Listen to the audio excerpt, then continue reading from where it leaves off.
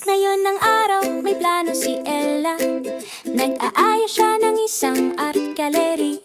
Hindi ba't kamangha-mangha, nag-iipon ng mga gamit. Ang kanyang pagkamikhain ay naglalagablab. Nagmumuni ng mga pato at canvas, tinataas ang sarili.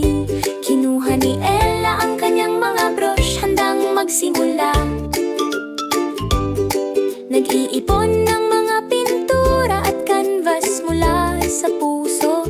Inaayos ang kanyang lugar, mga gamit ay nasa ayos. Ngayon nagsisimula ang mahika, oras na para siya'y magningning. Si Ella ay lumikha, nagpipinta ng masaya. Ipinapakita ang kanyang sining ngayong araw. Mula canvas hanggang pader, hawa ang lahat. Ang art gallery ni Ella nakatayo ng mataas.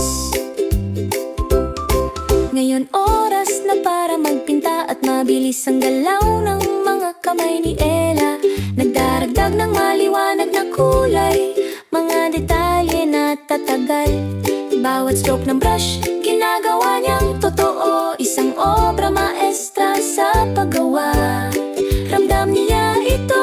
Si Ella ay lumikha, nagpipinta ng masaya. Ipinapakita ang kanyang sining ngayong araw. Mula canvas hanggang pader, hawak niya ang lahat. Ang art gallery ni Ella nakatayo ng mataas.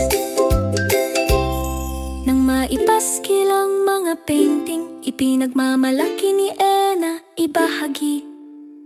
Handa na ang kanyang gallery, may mga kulay sa lahat ng sulok. Inaanyayahan niya ang kanyang mga kaibigan upang makita ang kanyang mga gawa.